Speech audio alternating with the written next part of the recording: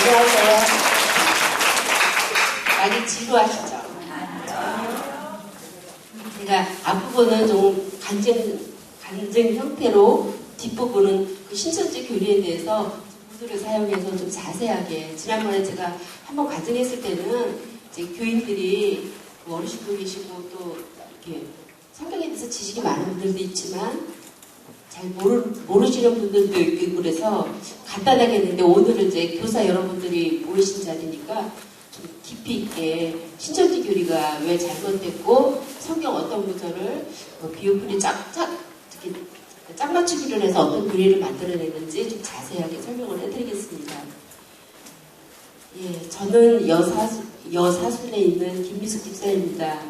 감독사님이 연락받고 굉장히 많이 고민했어요. 지금도 막 떨고 있는데 내 머릿속에 있는 그 생각들을 어떻게 잘 정리해서 전해드려야 되나, 밤마다 여러 가지 그림을 그려가면서 정리를 해가던 중에 그냥 내 생각을 다 내려놓고 모든 걸 맡기자. 그러면 하나님께서 당신이 필요한 말들을 내 인생을 통해서 하실 거라는 그런 믿음을 생기기 시작했습니다. 그래서 저는 지금 이 순간부터 성령님께서 제 입술을 열어서 여러분에게 꼭 필요한 그런 말씀들을 하실 거라는 그 확신을 갖고 저 도구로 쓰임받는, 불려지는 나팔이 되겠습니다. 신천지 이 세 글자는 제 가슴에 주홍빛처럼 커다랗게 붙여진 부끄러운 이름입니다. 그게 저한테는 얼마나 상처가 됐고, 그 상처가 안 오는데 시간이 너무 많이 걸렸습니다. 예, 읽어도 이해가 되지 않는 성경 말씀을 알고 싶었고, 하나님이 어떤 분인지 그냥 알고 싶었을 뿐인데, 내가 왜 그곳을 가서 그 고생을 해야만 했는지 저는 지금도 잘 모르겠습니다. 불교 믿는 어머니 며느리로 한 집에서 사는 것이 참 어렵고 힘들었습니다. 그래서 남편을 전도해서 내 편을 만들면 좀 신앙생활이 편하겠다 싶어서 이제 전도를 했죠. 복음을 전했는데, 이제 성경이, 남편이 하는 말이 신하라는 거예요. 왜냐하면 무슨 뱀이 일어나서 사람한테 말을 하고, 가인이 아벨을 죽여서 아담하고 하와하고 가인 세 사람만 있고 여자는 하와밖에 없는데 어떻게 이렇게 인류가 많이 생겨났냐고 물어보는데, 성경 지식 없으면 아무 대답을 못한 거예요. 그래서 이제 그때부터 그 교회에 다니지 않는 그 남편이 교회를 다니지 않았지만 어디서 이렇게 얻어들은 지식들은 있어가지고 이게 설명할 수 없는 말, 그러니까 억지를 부리는 거죠. 못 가게 하려고.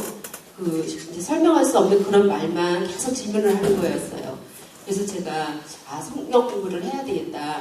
그래야지 나도 살고 남도 전도할 수 있구나, 이런 생각이 들기 시작했어요. 그래서 이제 공부를 하기 위해서 여기저기 알아보다가 그 신천지에서 운영하는 무료 신학원이라는 것을 알게 되었어요. 거기에는 이제 초등, 중등, 고등 이렇게 6개월 과정을 가르치는데, 처음에 초등에서는 그 비유풀이를 통해서 기가 막힌 비유풀이에요. 그러니까 누구도 2개월 과정 중에서는 거기 한번 이렇게 세뇌가 되면 거기서 헤어나지를 못해요. 굉장히 그게 매력적이고, 참 아무튼 그래요. 제가 어리석어서 그랬는지는 모르지만 아무튼 이제 그렇게 알아보게 되었고, 신천지 무료 신학원에 발을 들여놓게 되었습니다. 초등, 중등, 고등 6개월 과정을 마치고 신천지 교회에 입교하게 되었고, 그때부터 저의 고생은 시작되었습니다. 그들은 처음부터 그곳이 신천지 교회에서 운영하는 신학원이라는 사실을 절대 밝히지 않습니다. 초등 과정이 비유풀이인데 2달 정도 공부하고 나면 신천지 교리에 세뇌되어서 일반 교회에서 거의 마음이 떠나게 되어 있습니다. 비유풀이가 참 매력적입니다. 한번 빠져들면 헤어나지 못하는 이유가 바로 그 짜집기식 비유풀이 때문입니다. 초등 비유풀이 과정이 끝나면 중등 과정이 나오는데, 거기에 이제 하나님이 약속하신 성전이라는 주제를 가지고 한 2개월 동안 공부를 합니다. 그리고 중등 과정이 끝나면 이제 고등 과정이 시작되는데, 거기에 하나님의 약속하신 그 목자, 그 자리에 이제 이만희 씨가 슬그머니 등장을 하면서 이제 그 부분에 대해서 세뇌가 되기 시작합니다. 이때쯤 되면 누가 말려도 듣지 않습니다. 그냥 저 같은 경우에는 여기 장로님으로 계시던 오빠가, 아시는 분은 아시겠지만, 말렸을 때 나는 목을 잘라도 간다고 그러고 거기 가서 그렇게 쉽게 생각하면은, 쉽게 얘기하면 그냥 개고생을 하고 온 거죠. 한 10년 넘게. 예.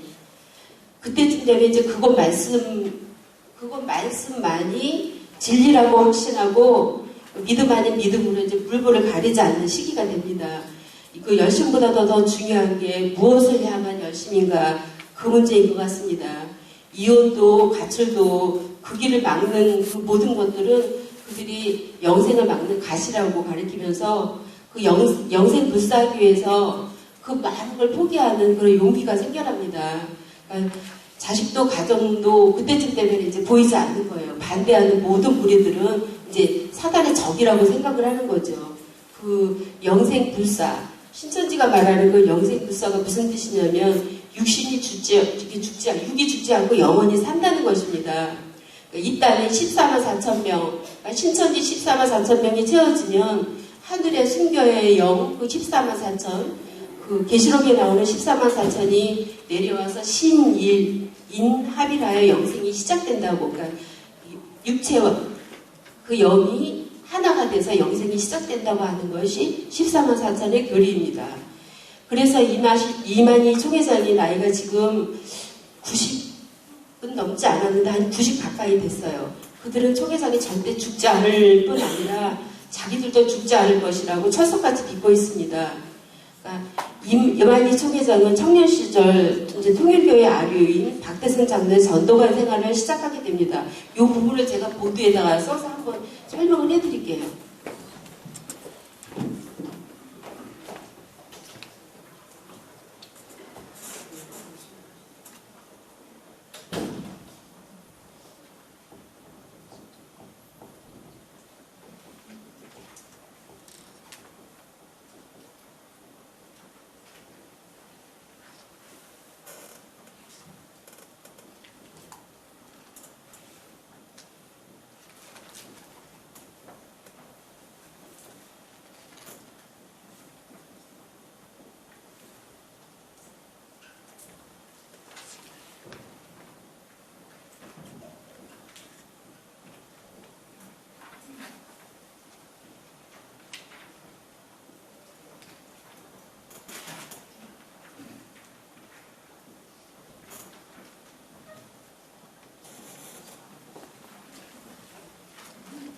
나중에 알고 보니까 그 뿌리가 이렇게 돼 있더라고요. 통일교회 원리강론, 이 원리강론이 자세히 공부를 해보면 굉장히 이게 일반 교회에서 가르치지 않는 그 신비한 세계를 많이 다루고 있어요. 여기에 비유풀이도 나오고 신적인 존재에 대해서 굉장히 많이 여기에 이렇게 내용이 포함되어 있더라고요. 이 통일교 이 교리를 가지고 이 전도관이 만들어지는데 이 이만희 씨가 이 전도관에서 목수일, 잡일 이런 일을 하면서 이게 전도관 생활을 굉장히 오랫동안 하고 있었더라고요. 근데 이제 여기에서 홍정현 씨를 만나게 되는데,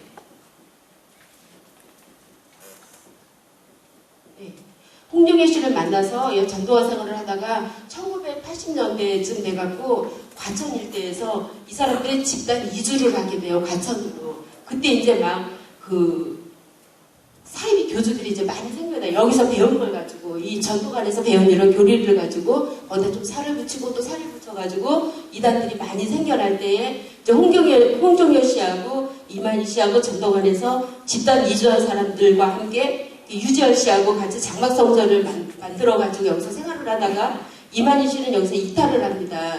신천지 교회를 만들어가지고, 이 홍종현 씨하고 자기가 두 증인이라고 하면서 두 감람나무 스가라차에 나오는 두 증인이라고 하면서 신천지 교회를 만들어서 여기서 같이 신천지 교회를 오랫동안 하다가 결국은 이 이만희 씨하고 홍정혜 씨도 싸움을 하고 갈라서게 돼요. 그래서 이만희 씨는 신천지 간판을 달고 이제 영혼을 사기치기 시작하고, 이 홍정혜 씨는 무지개 장막 성전이라는 간판을 가지고 영혼들을 막 사기치기 시작한 것이죠.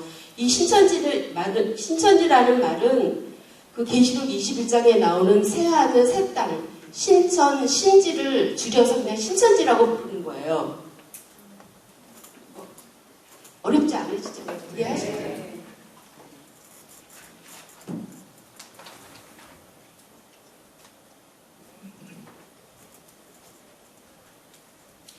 이렇게 이만희 총회장은 신천지 증거장막 성전으로, 홍정현 씨는 무지개 장막 성전으로 간판을 달고 선량한 영혼들을 미혹하기 시작했습니다.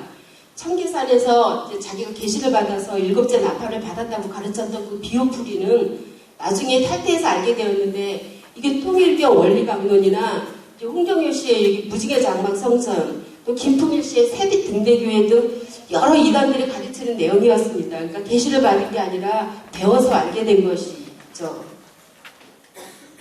신천지에서 헤어나지 못하는 그 수많은 사람들이 결코 바보가 아닙니다.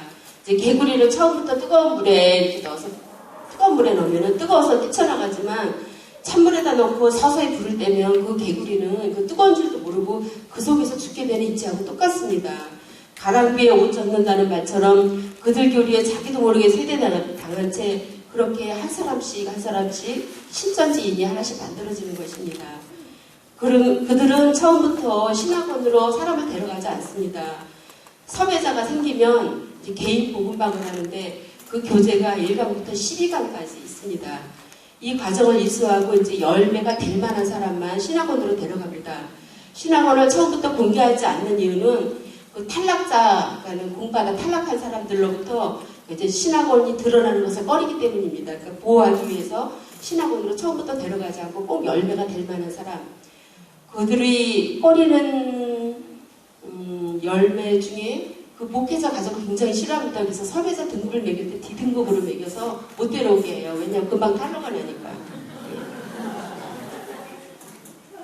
그 3개월에 한 번씩 개강을 하는데 그때마다 그 자리를 채워야 하는 압박감 때문에 모든 방법을 동원해서 그 사람들은 전도를 합니다. 그 모든 방법이라 그 말 속에는 거짓말도 이제 포함이 되는 거예요. 신학원 개강 때 열매가 없으면, 그러니까 사람을 앉혀놓지 못하면, 이제 사명자들은 사회서를 제출을 해야 되고, 그 공부하는 신학생들도 수료도 안 되고, 총회 등록도 안 돼요. 여기서 총회 등록이라 하면은 14만 4천 안에 속한다는 얘기입니다. 신천지 사람들은 이 14만 4천 안에 들어가려고 죽음을 다해서 전도를 합니다. 이 14만 4천 명, 이 14만 4천이 탈퇴한 후에도 저한테는 이게 풀리지 않는 숙제였었어요. 계시록 21장에 나오는 그 14만 4천이 도대체 뭘까? 탈퇴하고 난 다음에도 어떤 날은 이런 생각이 들었어요. 정말 그것이 하나님의 나라였으면 어떡하지? 한참을 그랬어요. 이렇게 미련이 많이 남았었어요. 이제 이렇게 미련한 후회를 하고 있을 때 이제 시간이 흘러서 하나님께서는 저를 만지기 시작하셨고 그 14만 4천에 대한 비밀도 보혜사 성령님을 통해서 깨닫게 해주셨습니다. 하나님의 세계는 이게 한계에 갇힌 게 사람들이 머리에서 만들어낸 문자나 숫자에 담을 수 없고 창조자 하나님께서는 당신이 창조한 시간과 공간에도 절대 갇힐 수 없는 아주 우리가 다 이해할 수 없는 엄청나게 크신 분이라는 사실을 깨닫게 되었습니다. 사도 요한이 계시로 보게 된 하나님의 나라 그 14만 4천 그 숫자도 인간의 한계를 벗어난 그 초월적인 숫자. 그래서 상징수로밖에 표현할 수 없는 그 완전한 하나님 나라에 쓰였다는 것을 깨닫는 순간 너무 감사해서 내게 하나님의 심장을 주신 그분께 찬양이 터져 나왔습니다. 할렐루야. 하나님 정말 살아계셨어요. 그리고 만지시면서 늘 함께 하신 것을 깨닫게 됐어요. 처음에 그들의 수족이 돼서 낭비한 11년이라는 세월이 너무 그래서 많이 울었어요. 우리 목사님께서 신방 오셨을 때도 굉장히 많이 울었어요. 그때 많이 아프고 또 많이 아팠습니다. 하늘이 땅 같고 땅이 하늘 같은 그런 혼동 속에서 그 세월에 반만이라도 돌려주면 안 되냐고 이제 때를 쓰면서 하나님을 막 원망하기도 했습니다. 그때 막 왜 하필 나냐고 두 손 잡고 이렇게 데리고 갔던 애들은 다 커서 대학생이 되었고 그때 나름 곱고 예뻤던데 젊음은 어느새 중년 아줌마가 되어 있었습니다. 그때 신앙을 포기하려고 했습니다. 하나님이 살아계셨다면 나한테 이런 일이 생길 수는 없는 거라고 분명히 하나님은 계시지 않는 거라고 맨날 이렇게 몇 밤을 세워가면서 한 말 또 하고 한 말 또 하고 이러면서 세월을 보내고 있었어요. 네, 그렇게 힘든 시간이 흘러갈 때 여기도 앉아 계시지만 순장님께서 찾아오셔서 새신자 교육을 해주셨을 때 흉내 많이 내세요. 어떤 때 책 딱 들고 빨리 하고 가세요. 제가 그랬대요. 그 말에 빨리 하고 가세요.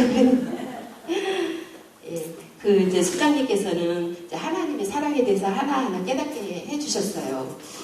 이제 순장님이 하시는 말씀이 하나님 아버지께서는 자매님의 그 어떠함에도 불구하고 상관없이 사랑하시고 구원은 믿음으로 받는 은혜의 선물이라는 그거를 깨닫게 해주셨어요. 저는 그 말을 처음 들었어요, 그때. 그래서 신천지 모든 사람들은 은혜를 모르기 때문에 죽을둥 살둥 그러니까는 뭐라 그래야 되나 그 업적대로 자기 행위대로 순서대로 1등, 2등 해갖고 13만 4천 안에 들어야지만 구원받는다고 배웠기 때문에 저는 이렇게 기존 신앙이 없는 상태에서 한 6개월 정도 교회 다니다가 거기로 끌려간 것 같아요. 너무 아는 게 없었지요. 그래서 그 사람들이 주는 대로 그냥 스펀지처럼 다 너무 착하게 흡수를 다 한 거예요. 예, 그래서 거기서 이제 열심히 공부 많이 했어요. 거기 공부를 또 전도도 많이 했고 또 봉사도 많이 했고 이제 그때 나와서 보니까 이제 모든 것이 다 허망했습니다. 억울했죠. 그럼 제가 어떻게 해서 그곳에서 나오게 되었는지 그 이제 기적 같은 일을 말씀드리겠습니다. 이제 교리 부분으로 들어가서 이 말도 안 되는 교리가 어떻게 해서 생겨났는지 신천지에서는 보혜사 성령을 다르게 가르칩니다. 이제 보혜사 성령이 요한복음 14장이나 16장에 그 보혜사 성령이 나오죠. 예수님이 말씀하시기를 내가 가면 성령을 보내주는데 그가 내가 말한 것을 생각나게 하고 깨닫게 해준다. 또 죄에 대해서, 의에 대해서, 심판에 대해서 설명해 줄 거라고 요한복음 16장에 말씀을 하십니다. 이만희 씨는 그 보혜사 성령을 자기라고 가르칩니다. 각 개인에게 성령이 임한다고 절대 안 가르치고 자기가 보혜사 성령이 임한 쉽게 말하면 이제 재림예수 자리에 자기가 재림예수라고 나서기가 힘드니까 뭐 사도 요한격이 사명자다, 보혜사 성령이다 이렇게 얘기를 해요. 그래서 이 기존교회에서 받았던 은사들도 거기 가면 다 소멸돼요. 방언도 못하고 또 하지도 못하게 하고요. 그 은사들도 다 사라지고 예 그래요. 그래서 성령 하나님의 자리에 임해전 이 총회장이 앉아서 자기를 보여서 이렇게 하나님이라고 하니까 이 얼마나 어처구니 없는 사이비 이단의 교리이고 또 멸망받아 마땅한 대적자 마귀의 가르침이죠. 신천지는 이만희 총회장 밑에 12지파장이 있고 각 지파마다 12개 신학원이 있어요. 그러니까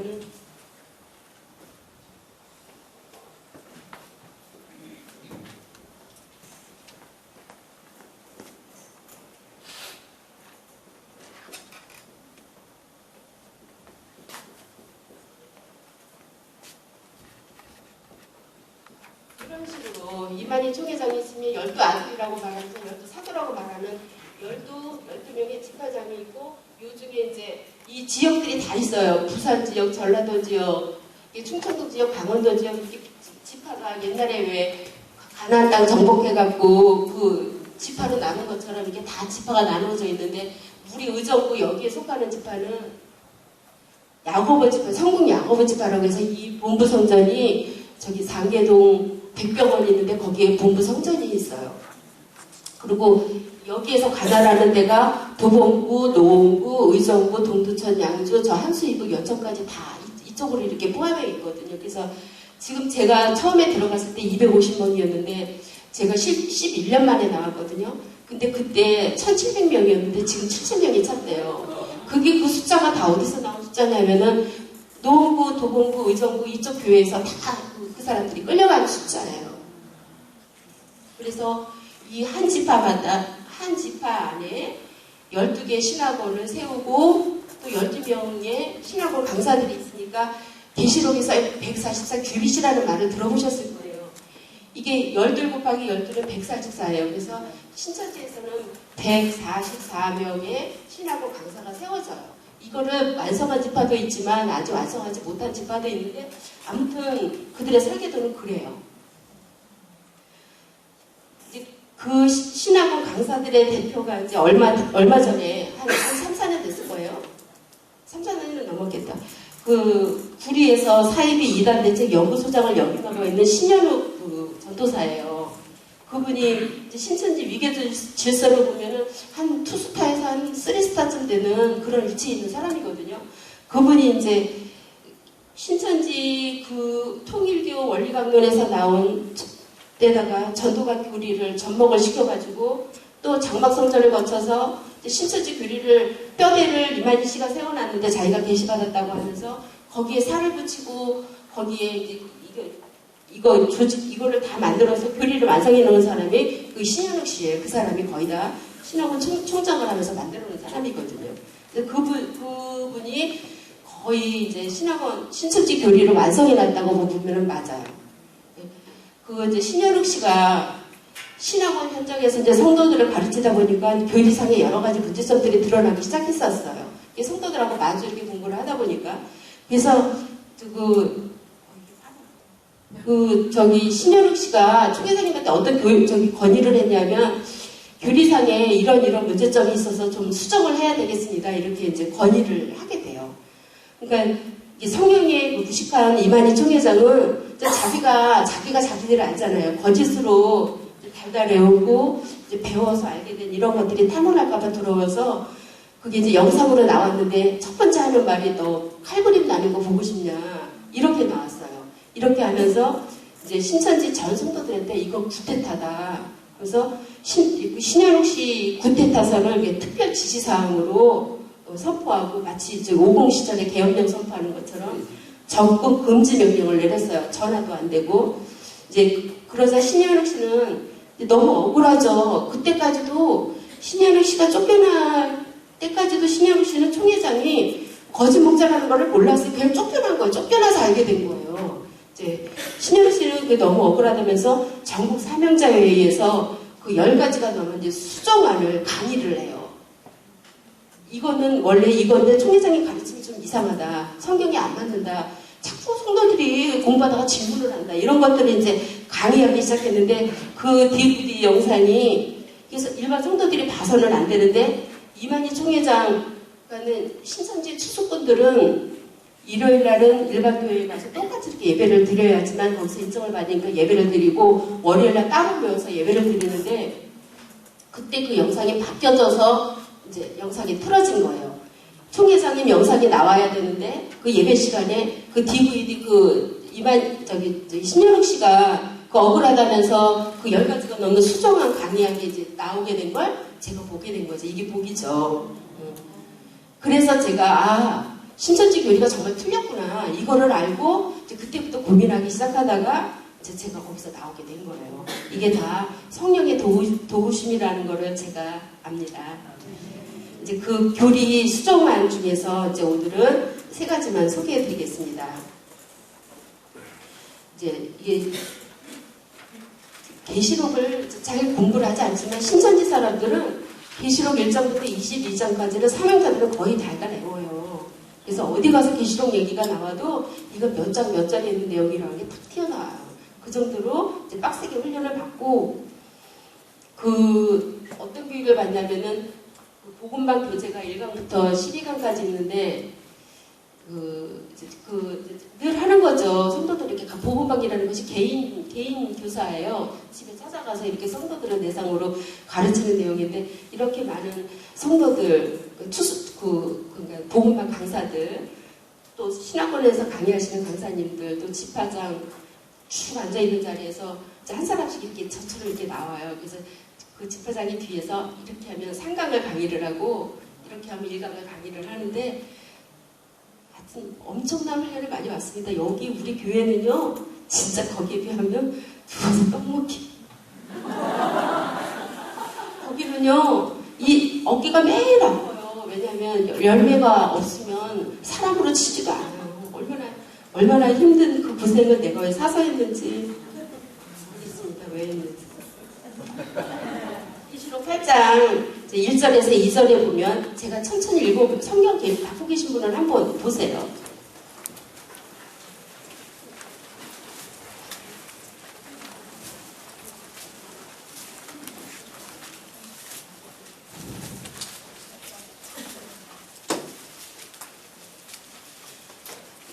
지금 우리 교회는 다 개혁 개정판을 갖고 있는데 제가 옛날 성경을 한번 읽어보겠습니다. 7째 인을 떼실 때에 하늘이 반시 동안 고요하더니 내가 보매 하나님 앞에 7 천사가 서 있어 7 나팔을 받았더라. 이게 이제 우리가 지금 보고 있는 개혁 개정에는 일곱째 인을 떼실 때에 하늘이 반 시간쯤 고요하더니 내가 범해 하나님 앞에 일곱 천사가 서 있어 일곱 나팔을 받았더라. 이런 내용이 나옵니다. 여기에 개역 한글과 개역 개정 그 번역판에 무엇이 다른지 모르시죠? 예? 예, 반시예요, 바로. 이 반시의 내용을 그 신천지에서는 어떻게 푸냐면은 다니엘서 7장 25절에 보면은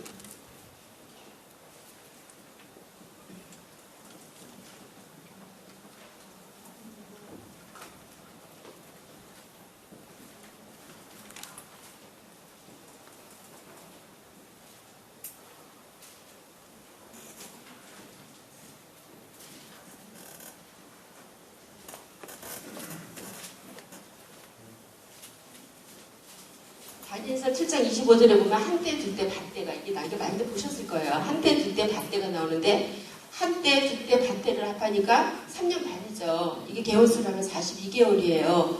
근데 신천지에서는 이 때를 한문으로 시. 그러니까 요 한때가 뭐예요? 1년이죠?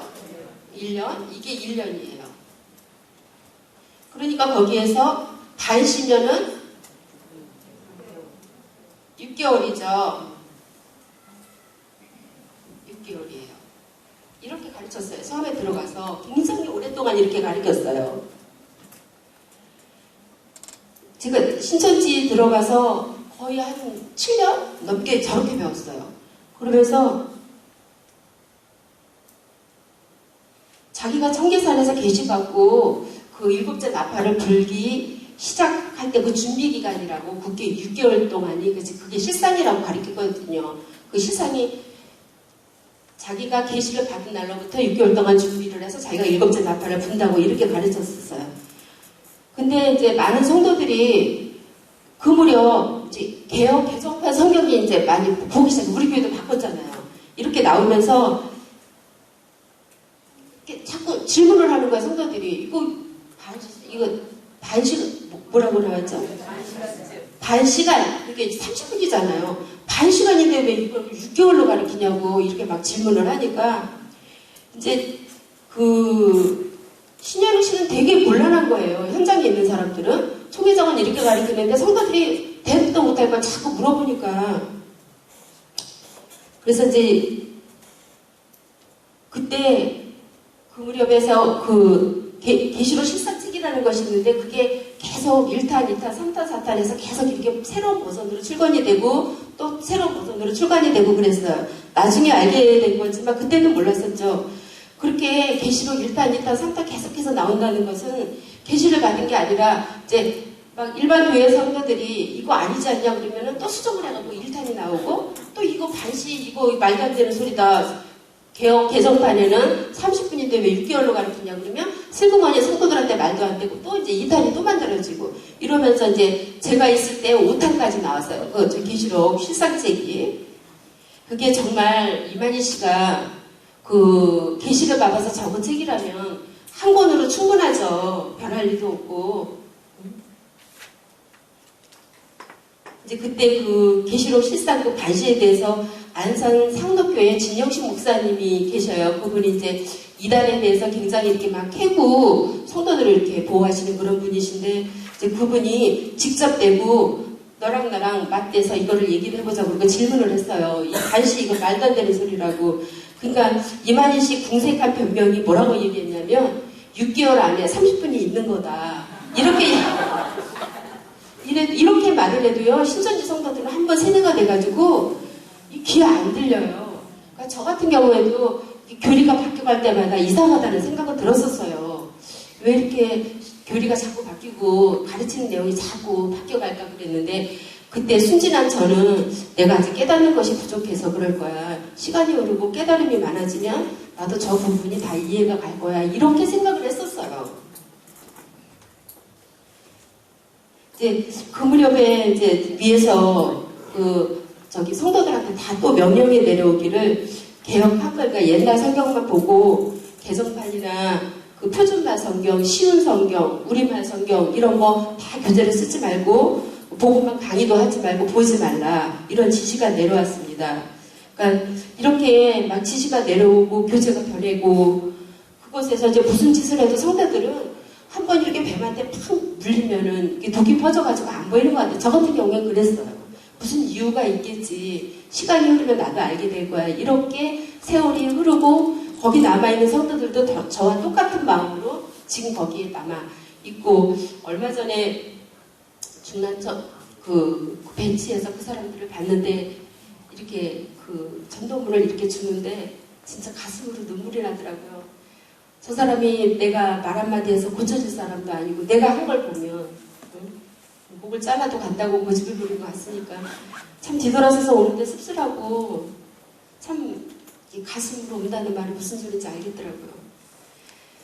이제 반시에 대한 내용은 이해가 가시죠? 그렇게 엉터리로 짜집기를 해가지고 이제 가르치고 그 다음에 이제 고린도후서 12장 1절에서 10절 내용을 보면 이제 이 내용은 길어서 제가 이제 줄여서 말씀드릴게요.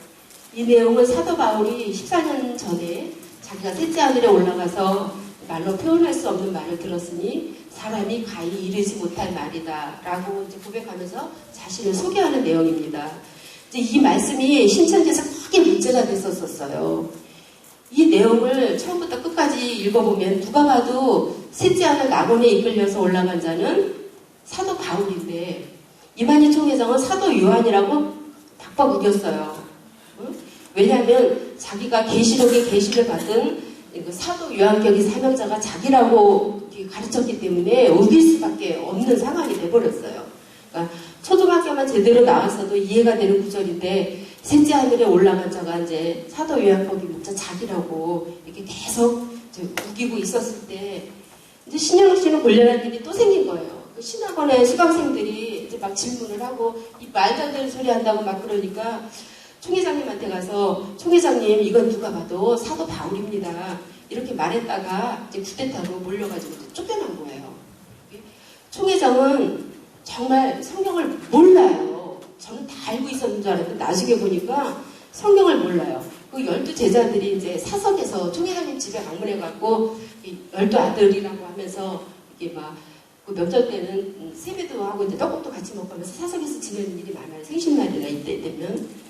그때 이제 성경에 이해가 되지 않는 부분을 총회장한테 이제 질문을 해요. 그러면 그 이만희 총회장이 하는 말이 네가 다 해먹으라고 그러고 벌떡 일어나서 나간다는 거예요.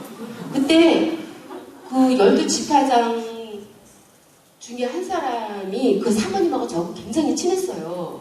그분은 그 예수님이 사도 요한을 아끼듯이 이만희 총회장이 그 지파장을 굉장히 아꼈어요.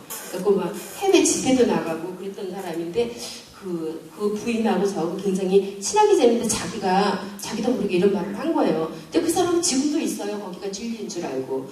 그러니까 네가 다 해먹으라고 얘기로 나왔을 때 그때 신천지에 있을 때 저 생각에는 너무 신령한 분이시니까 이게 뭐라 그러지 권위에 도전한다고 그럴까? 미리 앞일을 물어보니까 화가 나서 저러시나 보다. 때가 되면 나도 알게 되겠지. 막 이런 식으로 하면서 이제 그렇게 어리석게 다들 그러고 있어요, 지금. 예. 저 어처구니 없죠. 여러분이 들으면 어처구니 없는데, 처음부터 그 속에 있었던 사람은 진짜 몰라요. 가르쳐주는 대로 받아먹고, 그냥 꼬는 대로 끌려다녀요. 진짜 저 같은 경우에 거기서 나왔던 게 정말 기적이고 저같이 이렇게 나와서 또 나온 사람이 간혹 있긴 하지만 이렇게 정통교단에서 몸을 담고 신앙하는 사람이 신앙생활하는 사람이 거의 없어요. 신앙을 두거나 거기 남아있거나 이렇게 하지 저는 참 운이 좋았던 것 같아요. 이렇게 좋은 교회 와서 좋은 분들 만나서 하나님에 대해서도 바로 깨닫고 또 사랑 많이 받아서 지금까지 제가 이 자리에 있는 것 같습니다. 그때 이제 네가 다 해먹으라는 그런 얘기 들었을 때 나와서 이제 그 말이 생각이 난 거예요. 나와서 그 말이 생각이 첫 번째 듣는 말이 이만희 씨는 성경을 모르는구나. 이게 첫 번째 깨달아지는 말이었어요. 이제 그 이후로 나와서 신천지 이단에 대해서 인터넷에 보면은 지금은 잊어버렸는데 그 아이디가 헵시바라고 아이디를 쓰는 분이 그게 참 은혜했던 것 같아요. 계속 신천지 실상 비판에 대해서 아침만 되면 올려놓고 아침만 되면 올려놓고 거의 열흘을 제가 저녁에 궁금해서 그때는 뭐 거의 열 동안 잠도 못 자고 밥도 안 먹고 어디 나가지도 않고 깜깜한 데서 그냥 나랑 계속 씨름하는 거예요. 이게 도대체 답이 뭘까? 이건 도대체 뭘까? 이럴 때마다 그 전날 밤에 고민했던 게 그 다음날 아침에 보면 그 닉네임이 핵시바라는 사람이 실상 교리 비판하면서 다 올라오는 거예요. 그래서 참 기적 같은 그런 일들이 좀 하루 이틀 열흘 동안 계속 일어나서 근데 그 시간이 지나고 한 달 후에 보니까 그분이 사라지고 활동을 안 하더라고요.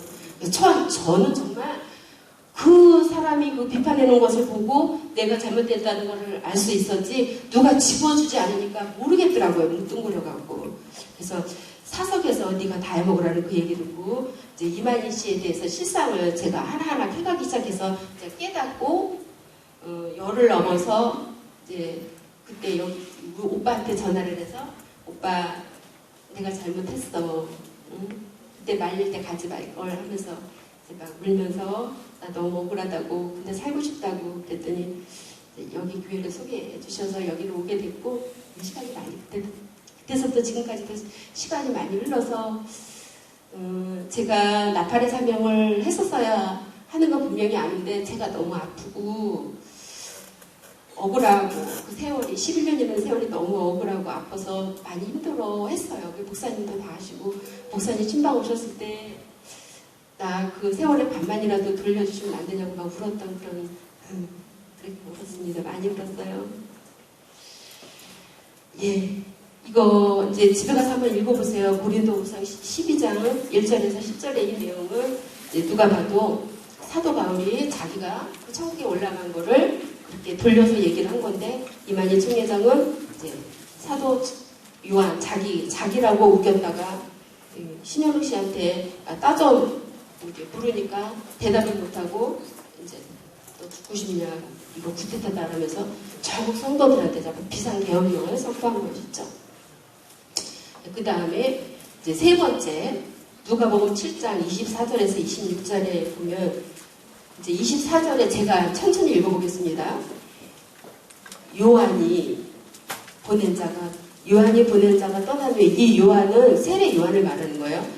요한이 보낸 자가 떠난 후에 예수께서 무리에게 요한에 대하여 말씀하시되 너희가 무엇을 보려고 광야에 나갔더냐 바람에 흔들리는 갈대냐 25절 그러면 너희가 무엇을 보려고 나갔더냐 부드러운 옷 입은 사람이냐 보라 화려한 옷을 입고 사치하게 지내는 사람은 왕궁에 있느니라 26절 그러면 너희가 무엇을 보려고 나갔더냐 선지자냐 옳다 너희에게 이르노니 선지자보다 훌륭한 자니라 이렇게 예수께서 세례 요한에 대해서 증거를 하십니다.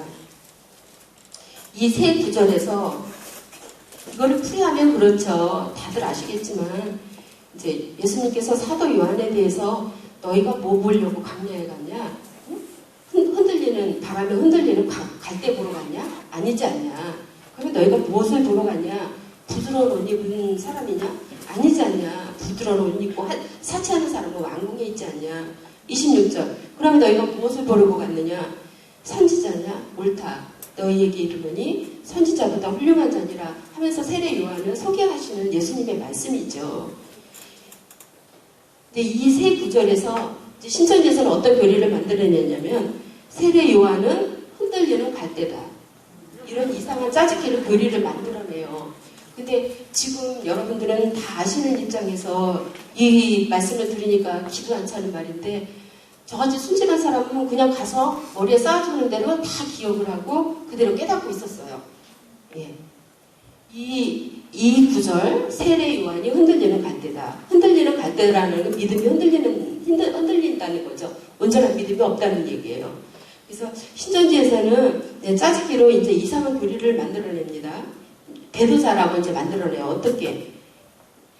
신천지 교리상 이 교리는 아주 필요한 구절입니다. 세례 요한을 배도자로 만들어야 구원자이신 예수님의 자리에 이만희 씨 그 총회장을 올려놓을 수 있기 때문입니다. 이게 데살로니가 후서에 보면 배도 멸망 구원이라는 말이 나오는데 배도하는 일이 먼저 있고 이제 멸망의 아들이 나타나고 이제 구원자가 나타난다. 이 말을 인용을 해갖고 거기에서는 그 세례 요한을 배도자로 만들어야만 그 교리가 이제 짜집기로 완성이 되기 때문에 세례 요한을 배도자의 자리에 갖다 놓고 세례 요한은 천국에 못 갔다고 가르쳐요. 이제 이런 DVD 영상이 총회장 영상과 실수로 바뀌어서 이제 예배 시간에 나오게 되었고, 저는 성령님의 도우심으로 그것을 보고 깨달아 알게 되었고, 그것에서 나오게 되었습니다. 이게 무슨 소리냐면은 이제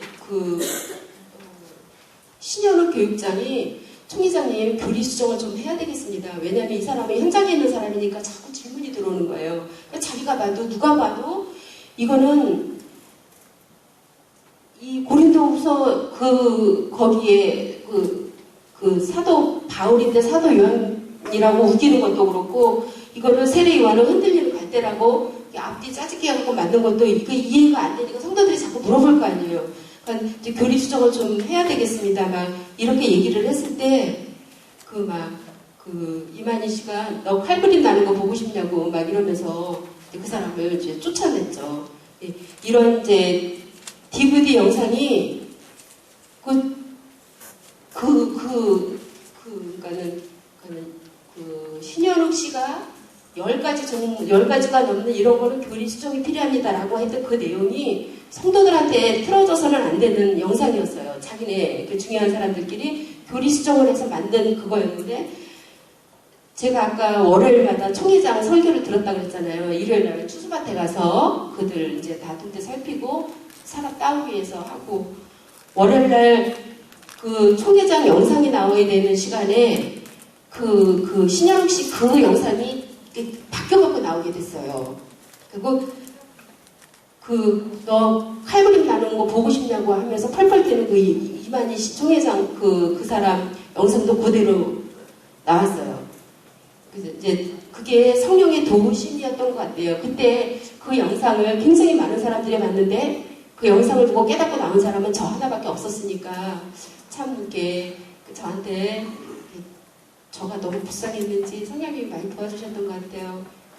많이 생각하고 울기도 많이 했지만 이제 하나하나 그 교리랑 또 진리랑 대조하면서 많은 세월들이 흘러갔고, 지금까지도 지금은 아니에요. 얼마 전 지금은 이제 완전히 이제 살아났습니다. 세월이 많이 지났고 많이 힘들었고, 그때 이제 신앙을 하지 않으려고 순정리 지금도 흉내 많이 내는데 이렇게 끼고 빨리 하고 가시라고 그 얘기 지금도 생각 많이 해요. 이제 그 영상을 보고 이제 저는 이제 나오게 되었습니다. 그러면 이제 전도 방법이랑 이제 추수권 대처 방법, 신처제 생활 이렇게 간단하게 말씀드리고 마치겠습니다.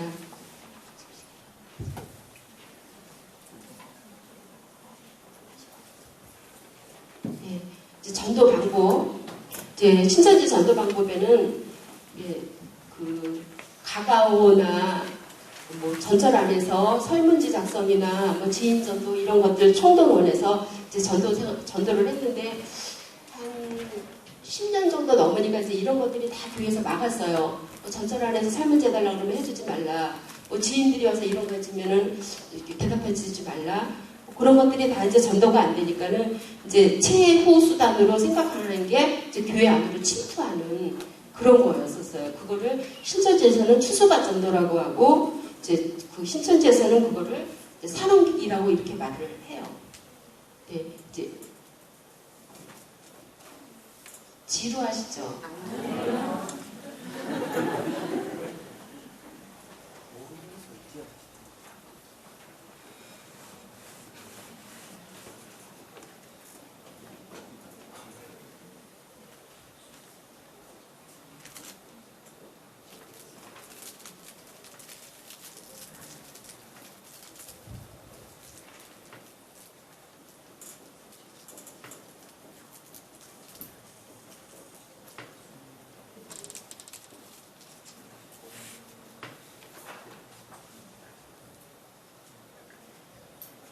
이제 그 추수밭 전도를 하기 위해서는 이제 특수교육을 많이 받아요. 교회에 우리 교회도 거의 다 교회에 들어와 있다고 보면 맞아요. 지금 그 사람들이 지금 노원이나 도봉구, 의정부, 이 동두천 이쪽 지역에 7,000명이 지금 흩어져서 간접적으로 들어와서 지금 이걸 하고 있으니까 거의 교회에 다 들어와 있다고 보면 맞아요.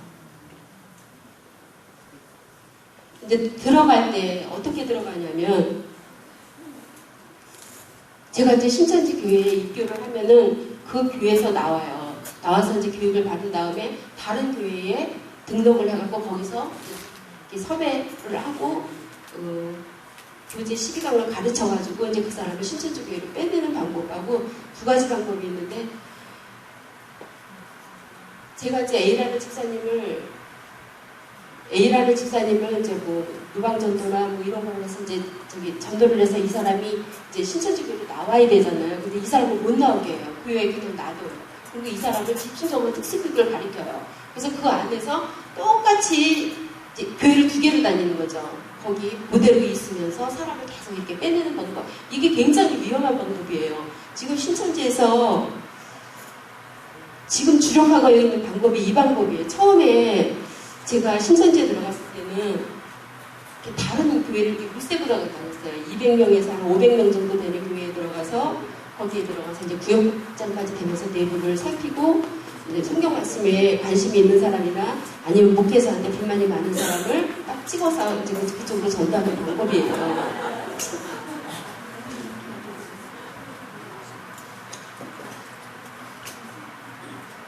그러니까 그 두 번째 방법이 첫 번째 방법은 탈로 날 수도 있어요. 이렇게 이상한 행동을 하거나 그러면 타국에서 온 사람이 막 뭐 목사님에 대해서 물어보고 막 불만을 말하고 그러면 타깃이 돼서 이상하다 이렇게 말할 수 있는데 두 번째 방법 그 전도된 사람이 그 자리에서 가만히 있으면서 사람이 계속 빼내는 거예요.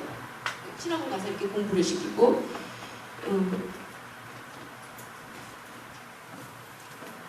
이게 이제 신천지에서 생각해낸 게 이제 뭐 집집마다 다니면서 가가오거나 뭐 설문지, 뭐 후방전도, 지인전도 이런 게 잘 되지 않으니까 마지막으로 생각해낸 게 이제 산업기기라고 하면서 교회에 들어가서 교회를 통째로 흔들어 놓는 그런 방법이에요. 실제로 전라도나 강원도 이쪽 일대에서 교회가 반토막난 교회가 많았어요.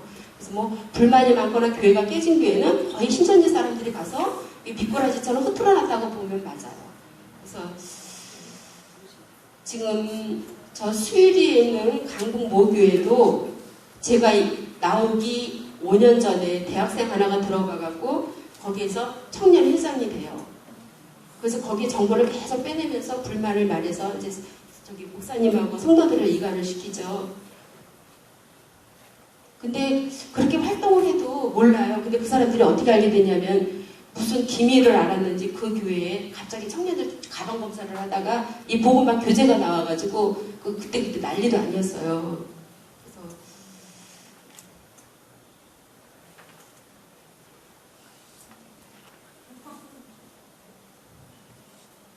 근데 이게 밖에서 이렇게 전도하는 것들이 잘 되지 않으니까 이제 그런 명령들이 내려졌고. 그 사명자들은 이제 성공 사례, 실패 사례 이런 것들을 이렇게 다 의견을 모아가면서 이제 매뉴얼들을 만들어요. 그때 제가 그 교회에 있을 때 거의 선도주자로 들어가서 이제 거기서 이제 구역장이 되고 그러면서 이제 그런 일을 했던 거죠. 예, 그때 그 교회에서 아무도 몰랐어요. 그래서 이제 이 구역장이 그래서 사람을 빼내고 그 교회에서 굉장히 신뢰받는 구역장으로 그렇게 됐었는데 나중에 이제 제가 이 사실을 알고 나올 때 거기 목사님한테 다 양심 고백을 했어요. 거기 들어간 사람이 누구누구고 모함부터 그런 아픈 과거가 있었답니다.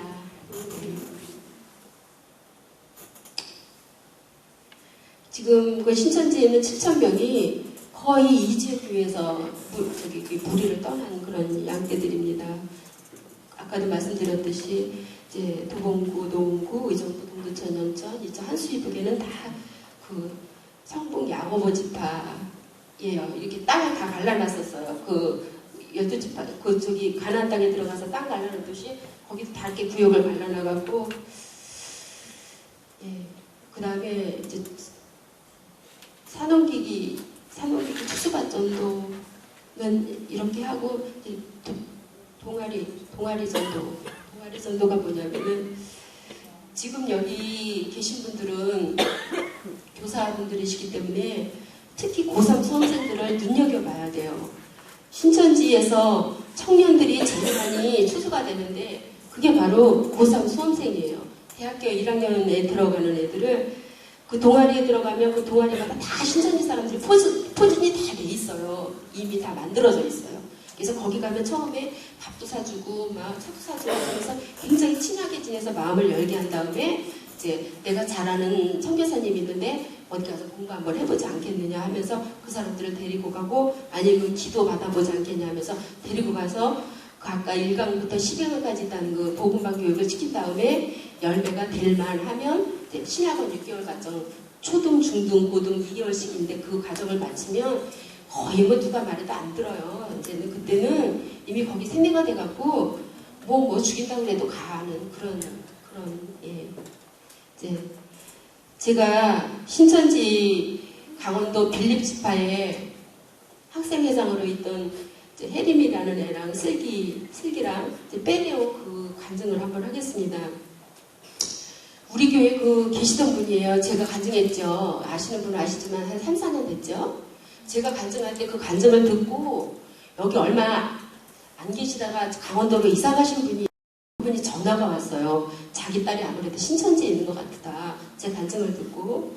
그래서 그 딸이랑 제가 의정부역에서 만났어요. 그래서 이제 신천지 이런 얘기 저런 얘기 하면서 몇 번 만나고 전화도 뭐 한 번 하면 뭐 2시간 이상씩 전화를 해가지고 이제 걔 이 교리를 깨트려 놓은 거죠. 뭐가 틀리고 뭐가 틀리고 뭐가 틀리고.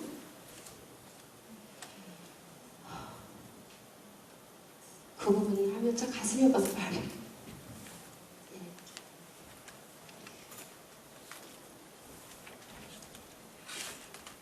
예, 그래서 거기서 혜림이하고 슬기라는 2명을 건져냈습니다. 참 전화도 많이 했고 정말 나를 살려주신 그 은혜가 너무 고마워서 정말 생명을 다해서 제 시간을 다 바쳐 최선을 다해서 걔네들한테 제가 알고 있는 모든 것을 전했고 제가 알고 있는 것보다 더 많이 성령님께서 깨닫게 해주셔서 제가 어떤 때는 걔네들이랑 얘기를 하고 나서도 나한테 이런 지식이 있었나 깜짝 놀랄 정도로 참 상상하지도 못한 그런 성령의 기적들이 참 많이 있었고 그 대학생 2명이 무사히 나와서 지금은 신앙생활 잘하고 있고 가끔씩 전화 와요. 잘 있다고. 그래서 감사한 일이죠.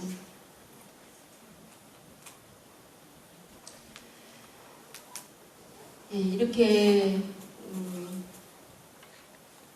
그 동아리에 신천지 사람들이 다 포진해 있기 때문에 그 고3 수험생들 동아리에 들어가서 뭐 어느 선교사님이 공부를 잘 가르치니까 공부하러 가자는 등 이렇게 얘기를 하면 잘 살펴봐야 되고 목사님하고 꼭 의논을 꼭 하셔야 돼요. 혼자 결정 못해요. 이게 영적인 일이기 때문에 한번 뱀한테 팍 물리면 눈이 멀어서 보이질 않거든요. 그러니까 이 교리상의 무슨 문제나 신앙생활에 어떤 문제가 생기면 꼭 목사님하고 좀 의논을 하셔야 돼요. 그래야지 그 옆길로 새지 않고 올바른 신앙생활을 할 수 있답니다. 예. 그 다음에 이제 신천지 생활에 대해서 말씀드리겠습니다.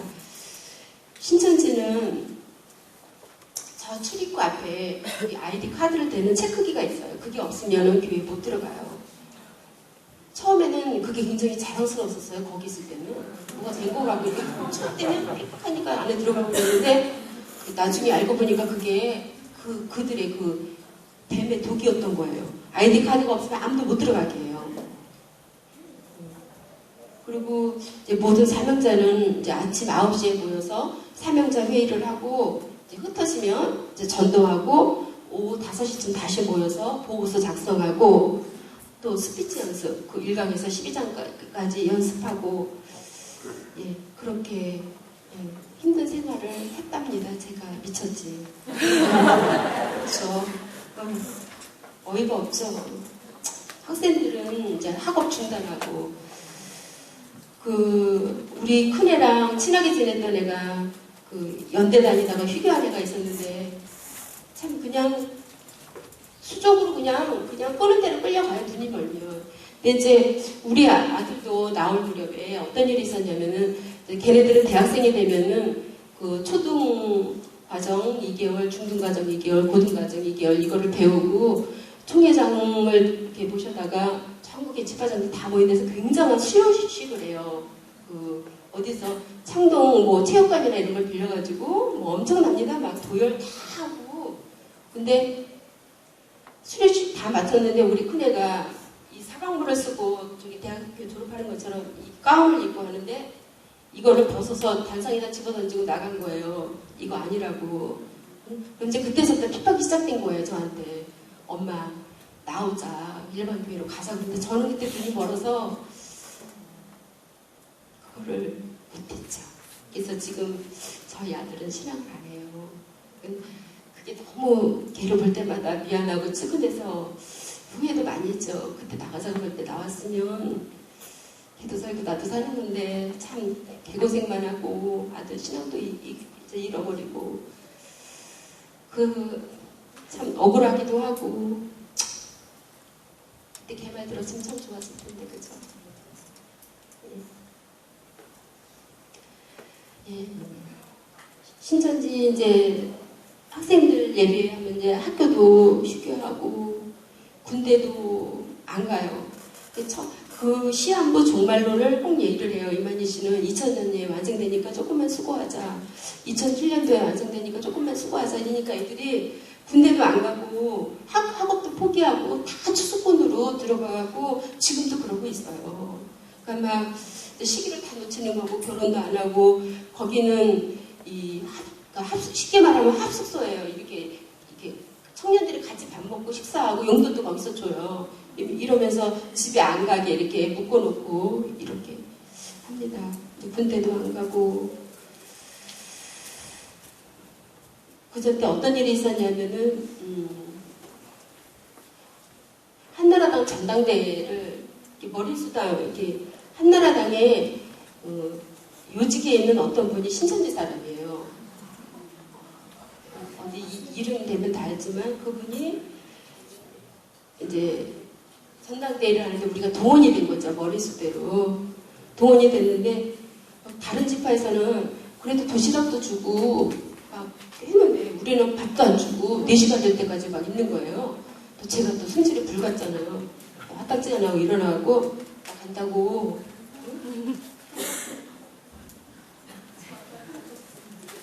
그래도 그 사람들 몰라요. 배고파서 그냥 참고 있어요. 거기가 영생한다고 하니까. 근데 저 혼자 벌떡 일어나서 나 배고파서 간다고 그냥 집에 왔어요. 그냥 혼내킬 줄 알았더니 아무 말도 안 하더라고. 그런 일도 있었고 이제 거의 마칠 때가 됐는데 제가 여기 와서 깜짝 놀란 거는 지난번에도 말씀드렸지만 우리 목사님 점심 식사하시는 거 보고 깜짝 놀랐어요. 거기서 신천지에서는 그 강사들 이상 그 집화장 그 요직에 있는 사람은 전단 요리사가 따로 있어요. 예, 요리사가 따로 있어요. 이렇게 팀이 있어요. 근데 먼저 신천지에서 나와서 여기 교회 와서 점심 먹을 때 보니까 반찬이 3가지 하는데 2가지밖에 없고 다 틀어진 상에서 목사님이 식사하시려고 이렇게 오는데 밥도 여기 없고 저기 있더라고요. 그래서 저는 진짜 깜짝 놀랐어요. 어머, 너무 다르니까. 네. 참. 거기서는 막 성도들 식사도 엉망이에요. 막 이렇게 그 이단들이 결국은 뭘까요? 이단들이 결국은 영원 사기쳐서 돈이죠. 그렇기 때문에 막 죽지 않을 정도로만 세금은 많이 걷고 헌금은 많이 걷고 안 먹이죠. 그러니까 막 저는 좀 어떻게 순하게 생겼는데 불같은 때가 있어요. 막 그때 주방에서 개밥같이 준다고 나 안 먹는다고 뒤집어 엎은 적도 있었거든요. 그리고 혼은 났죠. 왔지만 속은 시원하더라고요. 개밥같이 밥을 주냐고. 그렇게 생활을 11년을 하다가 나왔습니다. 마칠 시간이 다 된 것 같은데 이제 추수꾼 대처 방법에 대해서 얘기를 하겠습니다. 그 사람들 그 추수꾼 그 전도하는 사람들을 신천지에서 추수꾼이라고 하는데 우리 교회도 그 사람들은 늘 살펴요 이렇게 사람을. 왜냐하면 골라야 되니까 누구를 잡아갈까 골라야 되니까 이렇게 늘 사람을 살피고 불안해하고 분주해요. 그리고 이 예배보다는 이렇게 봉사나 이렇게 헌신을 통해서 이렇게 인정을 받아서 교회 안으로 들어와서 제 구역장이 되고 이렇게 직책을 맡으려고 해요. 그래야지 성도들이 나를 인정해주고 뺀데 가도 나를 믿어주기 때문에. 그 다음에 이제 전화번호 같은 걸 잘 따려고 그래요. 그리고 지나치게 친절해요, 그 사람들은. 그리고 이제 여기 집사님을 전도하고 싶으면 그 옆에 사람한테 이 사람에 대해서 다 알아서 이 메모장을 만들어서 그 사람의 신상 파악을 다 해갖고 다녀요. 그리고 이제 그러고 있다가 기회가 되면 내 말이 먹힐만 하면 계속 이제 뭐 밥도 사주고 차도 사주고 같이 놀러도 가고 하다가 이제 마음이 통할 것 같다 그러면 이제 외국에서 활동하시던 설교사님이 귀국하셨는데 이제 말씀 공부 또는 뭐 기도 받아보지 않겠느냐 이렇게 하면서 이제 복음방으로 인도를 하는 거예요. 그러니까 이제 1강에서 12강까지 개인적으로 공부를 하게 되는 거죠.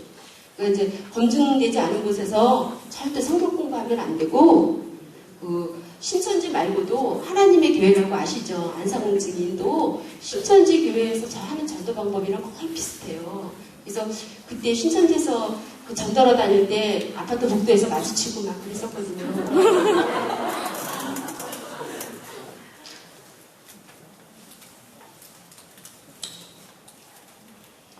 예, 머릿속에 강도사님이 이 간증을 하라고 전화받고 진짜 이거를 내가 어떻게 머릿속에 많은 내용들이 있는데 어떻게 풀어야 할까 어떻게 풀어서 잘 전달을 할 수 있을까 고민을 많이 했는데 생각만큼 잘 안 되기도 하고 여기 이제 아까 말한 것처럼 외국에서 절대로 공부하시면 안 되고 공부할 기회가 있으면 목사님하고 꼭 의논해서 공부해도 되냐고 이렇게 물어보시고 확인한 다음에 공부를 하십시오. 여기 모이신 교사 여러분들은 하나님의 양떼를 지키시는 파수꾼들이십니다. 양 한 마리가 혹 길을 잃고 헤매고 있는지 아니면 상처받아서 아픈 곳은 없는지 또 늑대의 표적이 되고 있지는 않는지 잘 살피셔야 될 것입니다. 왜냐하면 저처럼 이렇게 어리석고 미련한 양이 또 있을 수도 있으니까 잘 살피셔야 될 것입니다. 또 지식에서 자라갈 수 있도록 많은 관심과 배려로 잘 양육하셨으면 좋겠습니다. 예, 피곤하실 텐데 끝까지 들어주셔서 감사합니다. 돌에 맞아서 죽어 마땅한 저를 정말 저는 돌에 맞아서 마땅합니다. 맞아 죽어야 됩니다. 그렇게 잘못을 많이 했는데 그래도 하나님께서 살리셔서 또 이 자리에 이렇게 서게 하시니 정말 눈물 겹도록 감사하고 또 거의 죽어서 이 교회에 왔는데 저를 따뜻하게 품어주신 우리 목사님 그리고 교회 식구들 모두 감사합니다. 그리고 많이 사랑합니다. 고맙습니다.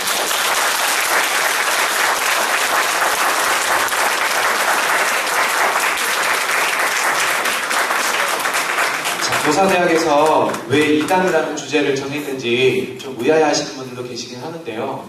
자, 경민고등학교에 있는 교목 목사님들하고 좀 이번 연도에 들어와서 교제를 시작을 했는데 신천지 같은 경우는 그 교목실에 연락을 했대요.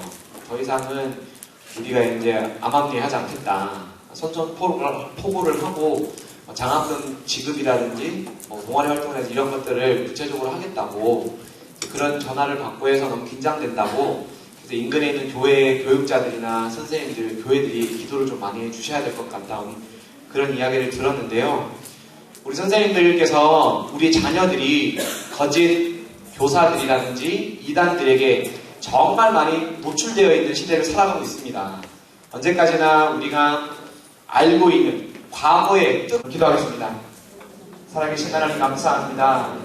오늘도 하나님께서 저희들을 사랑해 주시고 주신 하나님의 은혜 속에서 교사라는 직분을 감당케 하시니 감사합니다. 4개월 동안 달려온 저희들의 발걸음, 주위에 있는 모든 사람들은 저희들에게 수고한다, 경례하지만 하나님께 부름받은 교사로서 저희들 얼마만큼 이 부르심에 합당한 중면들을 감당해 나가고 있는지 아버지 우리 자신을 솔직하게 되돌아보며 반성할 수 있는 시간 되기를 원합니다. 상반기 두주간의 교사대학을 마치면서 아직까지도 내 마음속에 아무런 주거 제목이 없고 아무런 도전이 없다면 주님 저희에게 성령의 은혜를 더하여 주셔서 더욱더 힘있게 하나님께 주신 이 사명을 놓고 고민하고 기도하고 또 고민하고 연구하고 몸부림치고 한 영혼을 천하보다 귀하게 여기시는 하나님의 그 마음 맡겨준 우리 학생들과 우리의 자녀들을 품고 그 아이들을 위하여 기도하고 그 아이들을 위하여 헌신할 수 있는 귀한 목자들 될 수 있도록 은혜 베풀어 주시옵소서. 더욱더 힘있게 이 사명을 감당해 나가게 부족 없도록 저희들의 모든 환경과 여건을 열어주시고 당연한 것이 보다 부족하고 연약하다 할지라도 자, 시작! 부르심에! 다시 하겠습니다. 이렇게 하시면 되는데요. 강도사님이 부르심에! 딱 하시면 합당한 목자들 박수 딱 하시면 되겠습니다. 자, 아시겠죠? 자, 시작! 부르심에! 합당한 목자!